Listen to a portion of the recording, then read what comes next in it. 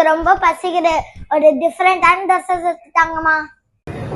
Hello friends, இன்னைக்கு நம்ம பார்க்க போறது முருங்கைக்கீரை பொடியை வச்சு எப்படி தோசை போடுறதுன்னு சொல்லிட்டு. இப்போ பாருங்க, எங்களுடைய ஓன் பிராண்ட் மங்கையர் மசாலா முருங்கைக்கீரை பொடி. இதுல வந்து நாங்க கொஞ்சம் பருப்பு எல்லாம் சேர்த்து தான் போட்டு அரைச்சிருக்கோம். இது போக தனியா வெறும் முருங்கை இலை பவுடர் கூட எங்ககிட்ட இருக்குது. ஸோ நீங்க வந்து இன்னைக்கு வாட்ஸ்அப் பண்ணீங்கன்னா நாங்க உங்களுக்கு டெலிவரி பண்ணிடுவோம். இப்போ தோசை எப்படி பண்ணலாம்னு பார்க்கலாமா? ஏன்னா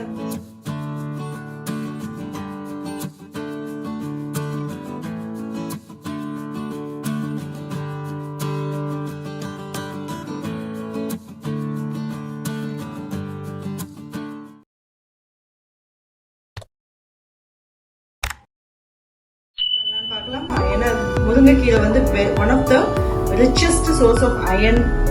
டயபெட்டிக் பேஷண்ட்ஸ்லாம் இது அழகா எடுத்துக்கலாம். எனி சார்ட் ஆஃப் ஃபுட்ல எடுத்துக்கலாம். நம்ம தோசையில சப்பாத்தியில எல்லாம் கலந்துக்கலாம். இப்போ நம்ம எப்படி சொல்லலாம்னு பார்ப்போம். இப்போ வந்து நான் என்ன பண்ணியிருக்கேன்னா, இதுல கொஞ்சோண்டு முருங்கைக்கீரை பொடியை எடுத்து கொஞ்சம் தண்ணியில கரைச்சி விட்டுருக்கேன்.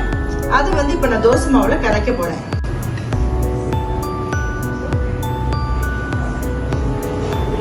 அப்படியே நீங்க மிக்ஸ் பண்ணிட்டீங்களா, நல்ல ஒரு பச்சை கலர்ல நல்ல ஒரு தோசை.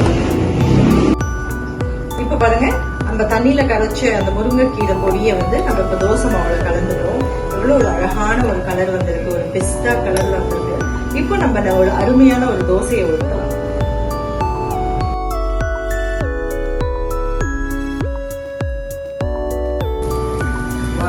சூப்பரான ஒரு தோசை பாருங்க, அழகா வந்திருக்கு, நல்ல கலர்.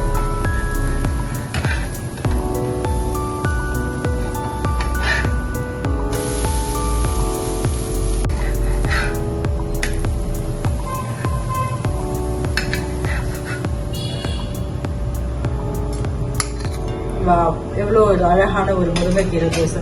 இப்போ இதே மாதிரி நம்ம இன்னொரு வெரைட்டி ட்ரை பண்ணலாம் பாருங்க.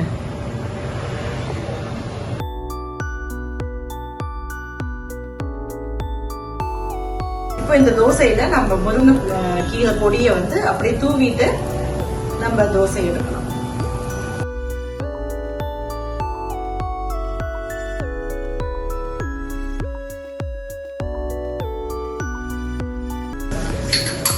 இன்னொரு vlogல உங்களை சந்திக்கும் வரை பாய்.